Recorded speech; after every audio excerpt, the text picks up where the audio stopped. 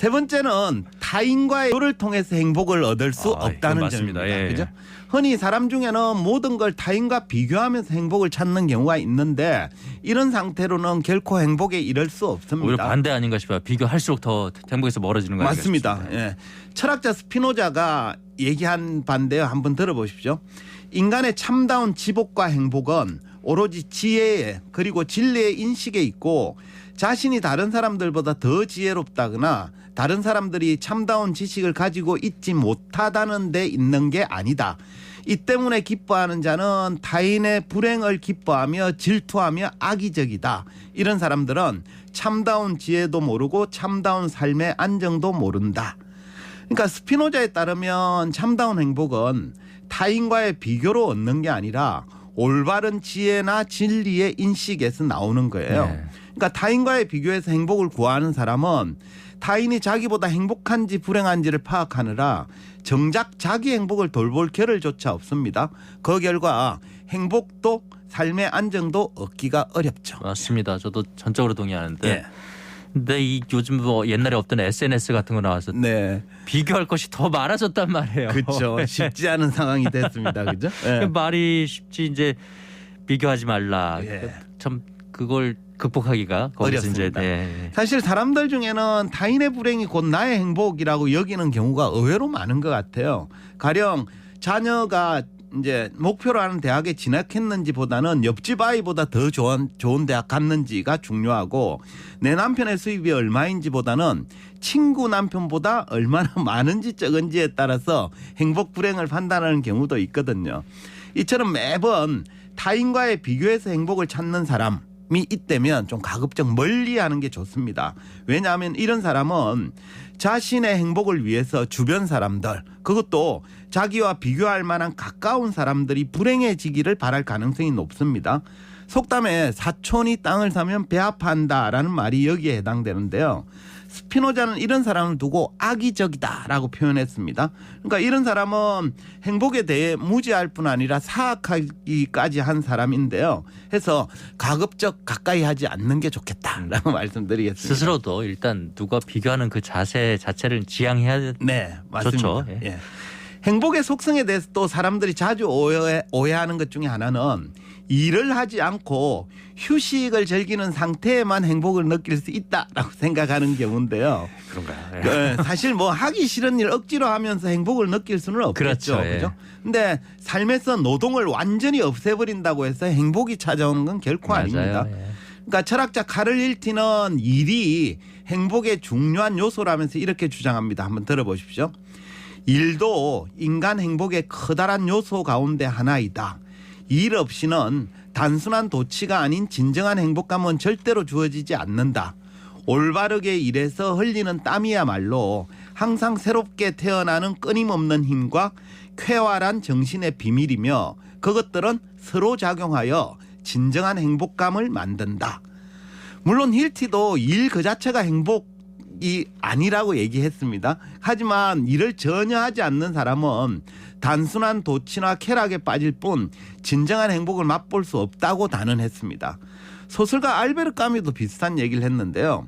노동이 없으면 모든 생명은 부패하게 된다라는 거죠. 그러니까 적절한 수준의 너무 과한 거 말고요.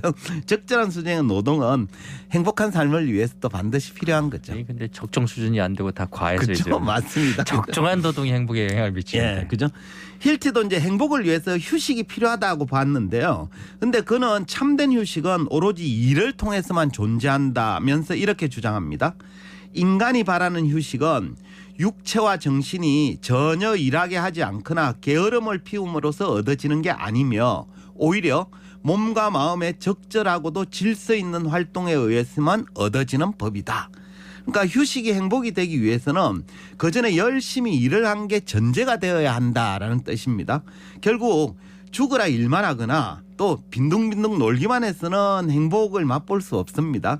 일과 휴식이 적절하고 질서 있게 조화를 이루는 상태라야 행복을 느낄 가능성이 더욱 높아집니다. 저희가 늘 강조하는 조화와 균형. 예. 중용이 여기서도 나옵니다. 네, 일과 맞습니다. 휴식에도 중용이 필요하죠. 맞습니다. 또 끝으로 행복은 현재 상태에 머물면서 만족하고 있는 상태에서는 좀처럼 주어지지 않는다라는 것도 기억할 필요가 있겠는데요. 소설가 톨스토이는 행복이 자기 완성을 이루는 과정에서 주어진다라면서 이렇게 얘기합니다. 약간 긴데 한번 들어보십시오. 인간은 하느님의 완전성에 도달할 수는 없지만 그래도 쉬지 않고 조금씩 거기로 다가가려고 노력하지 않으면 안 된다. 그러나 거기에 이르는 길은 그야말로 가시밭길이어서 그 앞에는 온갖 난관이 기다리고 있다. 하지만 역경을 극복한 후 우리가 누릴 수 있는 참된 행복을 생각할 때 그것은 위안의 길과 기쁨의 길이 될 수 있다.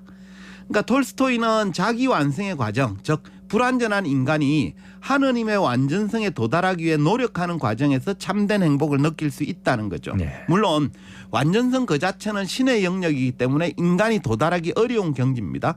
또 그 과정에 온갖 역경과 난관이 도사리고 있죠. 하지만 그 과정을 이겨내면 비로소 참된 행복이 찾아온다라는 게 톨스토이의 주장입니다. 완전에 도달할 수는 없더라도 그래도 그렇게 되기 위해서 노력해야 된다. 예. 예. 제가 지금까지 행복의 속성에 대해서 논했는데요.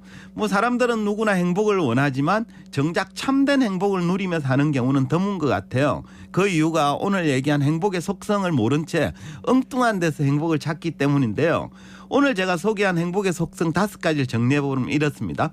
행복은 거저 주어지는 게 아니라 배워야 한다. 또 남이 주는 게 아니라 스스로 만들어야 한다. 예. 또 타인과 비교로는 행복을 맛볼 수 없다. 또 일과 휴식의 적절한 조화와 질서 속에 행복이 깃든다. 또 현재 상태에 머물지 않고 끊임없이 자기를 완성해 가는 과정에서 참된 행복을 맛볼 수 있다입니다. 그래서 이 5가지를 현재 자기가 추구하는 행복에 비추어 보고 어떠한지를 좀 점검해 보시고 올 한 해도 행복 가득한 날로 좀 채워 가시길 바라겠습니다. 여러분의 행복을 바라면서 네. 생활 속의 인문학 전해드렸습니다. 오늘도 이호건 작가와 함께했습니다. 도움 말씀 고맙습니다. 네, 감사합니다. 이어지는 코너는 강 PD의 3분 클래식입니다. 귀에 익은 클래식 한 곡 강성민 PD가 소개해드립니다.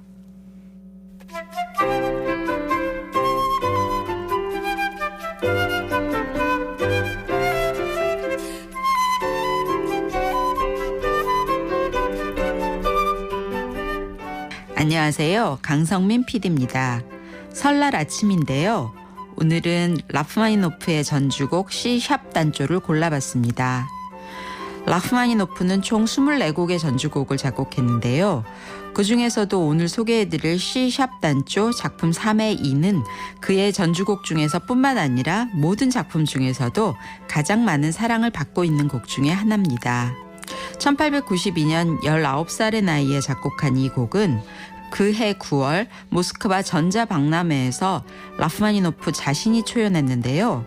이 연주의 이후 이 곡은 곧바로 유명세를 탔고 라흐마니노프가 피아노 독주를 할 때마다 관객들이 이 곡을 앙코르로 요청했다고 전해집니다. 라흐마니노프는 후에 23곡의 전주곡을 더 작곡해서 바흐나 쇼팽처럼 24개의 각기 다른 조성으로 된 전주곡 세트를 완성하게 되는데요. 이 곡과 함께 작품 23의 10곡, 작품 32의 13곡이 그의 전주곡 작품입니다. 오늘 소개해드릴 전주곡 C# 단조는 도입부가 크레물린의 장엄한 종소리를 연상시킨다고 해서 모스크바의 종 또는 종이라는 별칭으로도 불리는데요. 원곡인 피아노로 연주해도 그 안에서 그런 음향이 들리는 듯하지만 그런 느낌을 더 잘 전해주는 것이 오케스트라 편곡 버전입니다. 오늘은 레오폴드 스토콥스키의 편곡 버전을 그가 지휘하는 체코 필하모닉의 연주로 감상해 보시겠습니다.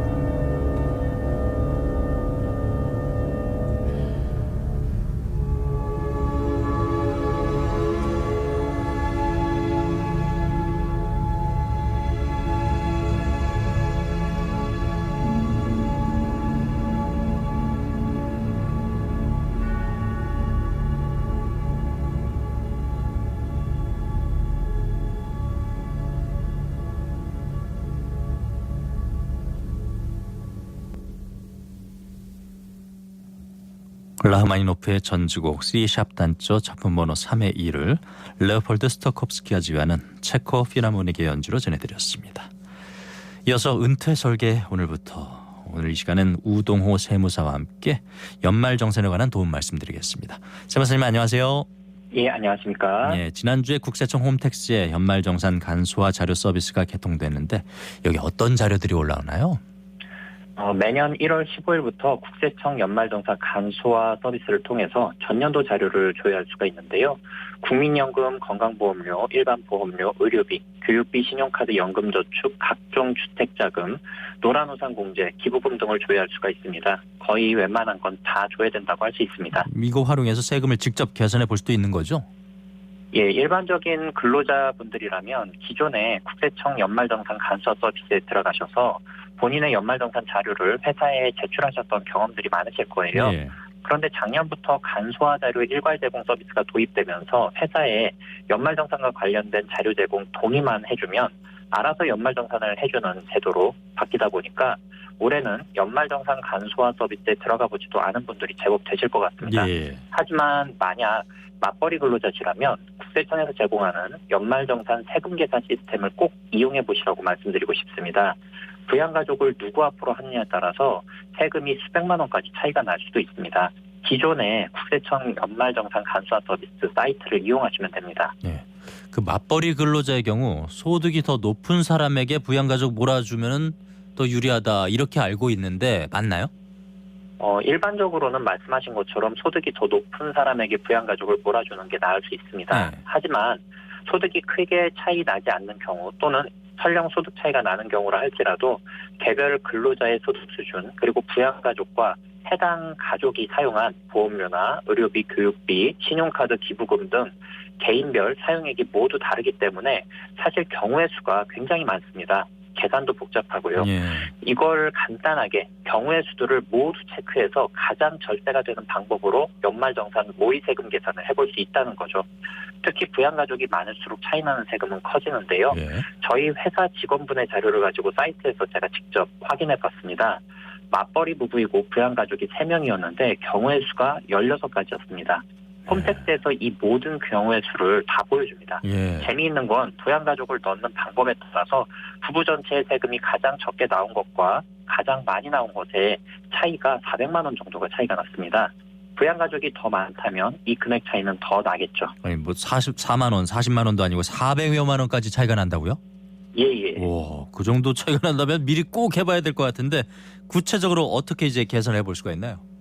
맞벌이 근로자 부부가 국세청 연말정산 간소화 서비스 사이트에 각각 접속을 해야 합니다. 예. 그리고 부양가족은 부양가족의 자료 제공 동의를 우선 해줘야 하고요. 예. 이건 근로자가 기존에 등록해놨다면 따로 안 해도 되고 새로운 부양가족은 동의 버튼을 눌러서 인적사항 등을 넣고 자료 제공하는 부양가족의 휴대전화 등으로 손쉽게 인증해 줄 수 있습니다. 이렇게 한 후에 부부 각자가 본인의 자료를 가지고 연말정산 공제 신고서를 1차로 작성을 해야 합니다. 예. 이건 기존의 직장인 분들이라면 많이 해보셨을 건데요. 부부 각자 최초의 세금을 계산이 됩니다. 이렇게 하면 그 다음에 부부 중 한 명이 절세 안내를 받을 배우자에게 자료 제공을 동의해줘야 됩니다. 예. 단지 이렇게만 해주면 국세청에서 처음에 최초에 계산했던 예상 결정 세액을 기준으로 해서 부부가 부양가족 공제를 받을 수 있는 모든 경우의 수에 대해서 예상 결정세액을 계산해서 차이나는 금액을 알려줍니다. 제 이야기만 들으면 복잡하실 수도 있는데 절차는 국세청 사이트에 들어가 보시면 자세히 다 나와 있습니다. 현재 시점에서 세금을 줄일 수 있는 유일한 방법은 부양가족을 나눠서 세금이 가장 적게 나오는 경우의 수를 찾는 건데 그걸 자동으로 계산해 주니까 대단한 거죠. 빅데이터를 활용하는 자동 연말정산이 코앞으로 다가온 것 같습니다. 와, 그런 것 같네요. 그렇다면은 이제 가족들 중에 부양가족을 이제 누구에게 넣는지가 중요할 텐데 연말정산 관련해서 이 부양가족에 대해 설명을 좀 더 해주세요. 예, 맞습니다. 복잡한 세금 계산은 컴퓨터가 알아서 해주고 우리는 세법상 어떤 가족이 부양가족 대상자인지 확인하는 게 중요합니다. 예. 그중에서도 기본공제 대상자라는 개념이 중요한데요. 배우자, 직계, 존비속, 형제자매가 기본적인 부양가족 대상자입니다. 그런데 모든 사람이 해당하지는 않고요. 여기서 말한 기본공제 대상자에는 예. 나이와 소득 금액이라는 커트라인을 둡니다. 먼저 배우자의 경우에 나이랑 상관없이 연소득 금액이 100만 원을 넘지 않으면 기본공제 부양가족에 해당합니다. 예. 직계비속은 20세 이하이면서 소득 금액이 연간 100만 원 이하여야만 기본공제 대상자고요. 예. 직계존속은 60세 이상이면서 소득 금액이 연간 100만 원 이하. 그리고 마지막으로 형제자매는 20세 이하 또는 60세 이상이면서 소득 금액이 연간 100만 원 이하여야만 기본공제 대상자에 속합니다. 예. 다만 장애인의 경우에는 나이 요건은 따지지 않고 소득 요건만 따집니다. 그러면 예를 들어서 부모님이 60세가 안 되시는데 내 연말정산 소득공제 신고를 작성할 때 무조건 부양가족으로 넣으면 안 되느냐? 그건 아닙니다. 부양가족은 부양가족이지만 기본공제 대상자가 아닐 뿐인 거죠. 예. 이 기본공제 대상자라는 기준이 중요한데요. 그 배우자 직계존비속 형제자매 중에 나이와 소득 요건을 만족하면 기본공제 대상자고 예. 만족하지 못하면 부양가족이긴 하지만 기본공제 대상자는 아니다라는 겁니다. 예. 요걸 소득공제 신고서에 yes or no의 형태로 체크하도록 되어 있거든요. 뭐 세법이 복잡한 게 사실은 이게 기본공제 대상이냐 아니냐에 따라서 공제가 되는 항목이 있고 안 되는 항목이 있는데 그거를 그냥 우리는 기본공제 대상자인지 아닌지만 판단해주면 그 세부적인 거는 컴퓨터가 알아서 계산해 주는 거죠. 나이는 20세, 60세 이게 기준이 되는데 올해부터 만 나이 시행된다고 했잖아요. 그럼 나이를 어떻게 봐야 되나요? 예, 20세, 60세.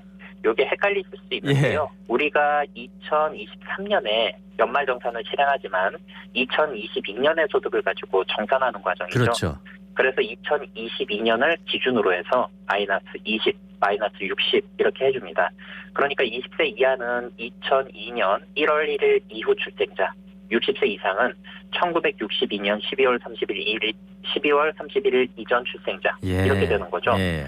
그리고 부양가족 요건은 기본적으로 해당 연도 말, 즉 2022년 말 기준으로 따집니다.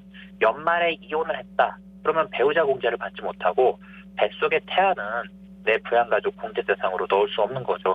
하지만 사망하신 분의 경우는 사망일 전일을 기준으로 따집니다. 예. 만약 90세로 2022년 1월 2일에 돌아가셨다. 그러면 사망 전일이 1월 1일이 되다 예. 보니까 2022년에 속하는 거고 그럼 이분은 2022년까지는 부양가족 그 공제 대상에 해당하는 겁니다. 예. 마지막으로 장애의 치유도 전일 기준으로 따지는데요. 이건 암이나 큰 병에 걸렸을 때 병원에서 장애인 증명서라는 것을 받는데 거기 보면 기간이 명시되어 있거든요. 그 기간이 끝났을 때 장애가 치유된 거로 보는 겁니다.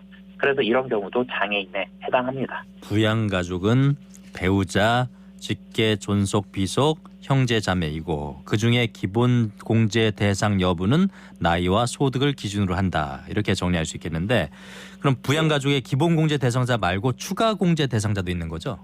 예, 맞습니다. 추가 공제 대상자까지 알아야 세금 계산을 정확히 할 수 있는데 이 추가 공제 대상자는 비교적 쉽습니다. 기본 공제 대상자에 속하는 부양가족이 추가 공제 대상에 해당할 때 우리가 추가 공제 대상자라고 이야기합니다. 기본 공제 대상자는 1인당 150만 원을 소득 공제 받는데 여기에 추가 공제에 해당하면 추가 금액을 더 공제해 주는 제도인 거죠. 추가 공제는 경로 우대자 공제, 장애인 공제, 부녀자 공제, 한부모 소득 공제 이렇게 네 가지가 있습니다. 경로 우대자 공제는 기본 공제 대상자이면서 연세가 70세 이상이라면 추가로 100만 원 더 소득 공제를 받는 거고요. 장애인 공제는 역시 기본 공제 대상자이면서 장애인이라면 200만 원을 추가 공제해주고 부녀자 공제는 근로자 본인의 종합소득 금액이 3천만 원 이하이면서 맞벌이 여성 근로자 혹은 기본 공제 대상 부양가족이 있는 세대주 여성이라면 추가로 50만 원을 소득 공제해 주는 겁니다. 마지막으로 한부모 소득 공제는 배우자가 없으면서 기본 공제 대상자인 직계 비속이나 입양자가 있는 경우에 100만 원을 추가 공제해 주는 제도입니다. 예. 다만 부녀자 공제와 한부모 소득 공제가 중복될 경우에는 한부모 소득 공제가 더 크기 때문에 이것만 적용을 받습니다. 이 부분도 모의세금 계산 시 yes or no로 표기하도록 되어 있습니다. 그 자료 대부분은 홈택스에 이제 들어가 있는데 따로 챙겨야 하는 것들도 있죠. 예, 아직은 모든 시스템이 완전 자동화된 건 아닙니다. 그래서 따로 챙겨야 할 자료들이 몇 가지가 있는데요. 제가 말씀드리는 추가 자료를 잘 챙겨서 회사에 제출하시면 국세청 사이트에서 모의세금 계산한 것보다 환급액이 더 많아지겠죠. 예. 먼저 의료비 중에 안경이나 렌즈 구입하시는 분들, 그리고 카드로 구입하시는 분들은 상관이 없는데 현금으로 구입하시는 분들은 별도로 구입 영수증을 챙겨서 제출하셔야 되고요. 네. 보청기나 휠체어 구입하시는 비용도 자동 조회가 안 됩니다. 그리고 난임 시술비는 의료비 항목으로 뜨긴 하는데 네. 일반 의료비 외에도 우리가 추가 공제를 받을 수 있는 것으로 바뀌었기 때문에 예. 이건 별도로 구분해서 체크해서 제출해 주셔야 되고요. 예. 산후조리원비도 자동 조회가 안 됩니다. 그리고 총급여 7천만 원 이하의 무주택자이신 분들은 임대차 계약서랑 월세 지급한 내역, 이를테면 계좌이체 내역 같은 것들을 제출하셔야만 월세 세액 공제를 받을 수가 있습니다. 그리고 미취학 아동이 있으신 분들은 그 아이들의 학원 수강료 영수증도 따로 챙기셔야 하고 아이들 교복비도 마찬가지로 따로 챙기셔야 합니다. 또 기부금 영수증들 조회해 보셔서 다 들어갔는지 제대로 조회가 되는지 확인하시고 안 들어간 것들은 종이로 따로 챙기셔야 합니다. 그리고 국세청에서 조회되는 다른 자료들은 그냥 있는 그대로 회사에 제출하면 되지만 한 가지 주의할 점은 주택자금 관련한 그 세 가지 항목이 있는데요. 이 항목은 본인이 소득공제를 받을 수 있는지 없는지 체크해서 받을 수 없다면 삭제한 후에 제출하셔야 합니다. 예. 연말정산 간소화 서비스에서 조회해보면 본인의 청약통장 불입액이 자동으로 뜨는데요. 이 소득공제는 연 총급여액이 7천만 원 이하인 무주택 세대의 세대주가 공제 대상입니다. 그러니까 그게 넘으면 공제를 받으면 안 되는 거죠. 그렇죠. 예, 전세자금 대출 원리금 상환액 역시 무주택 세대 세대주에 해당해야 하고요. 주택담보대출의 경우 오로지 1주택에 해당하는 세대주가 공제 대상입니다. 다만 주택자금 관련된 항목들은 세대주가 주택자금 소득공제를 받지 않았다면 세대 원인 근로자가 소득공제를 받을 수도 있습니다. 그러니까 방금 말씀드린 주택자금 관련된 부분만 놔둬도 되는지 삭제해야 되는지 판단하시면 될 것 같습니다. 장애인 증명서는 어디서 발급받을 수 있나요? 장애인 증명서는 우리가 일상생활을 할 때 뭐 지장이 있느냐 없느냐 이거를 의사가 판단해서 장애인 증명서를 발급해 주는 거라서 본인이 다니는 병원에 문의하시면 되는데요. 요거는 세법에서 항시 치료를 요하는 중증 환자라고 하는데 중증 환자를 암 환자, 그리고 중풍, 치매, 만성 신부전증, 파킨슨병, 정신병 환자 등도 해당이 되게 됩니다. 예, 알겠습니다. 여기까지 듣겠습니다. 고맙습니다. 예, 감사합니다. 은퇴설계 오늘은 직장인들의 연말정산과 관련된 내용을 우호 텍스앤파트너스 우동호 세무사와 함께 꼼꼼히 알아봤습니다. 미리미리 잘 챙기셔서 받을 수 있는 내용들 다 환급 받으셨으면 좋겠습니다. KBS 제1라디오 라디오 매거진 위크엔드 마칠 시간입니다.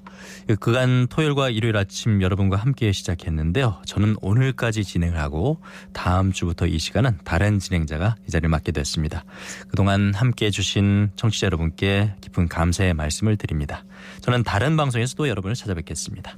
지금까지 아나운서 박노원이었고요. 라디오 매거진 위크엔드는 토요일 7시 5분에 여러분께 다시 찾아뵙겠습니다. 고맙습니다.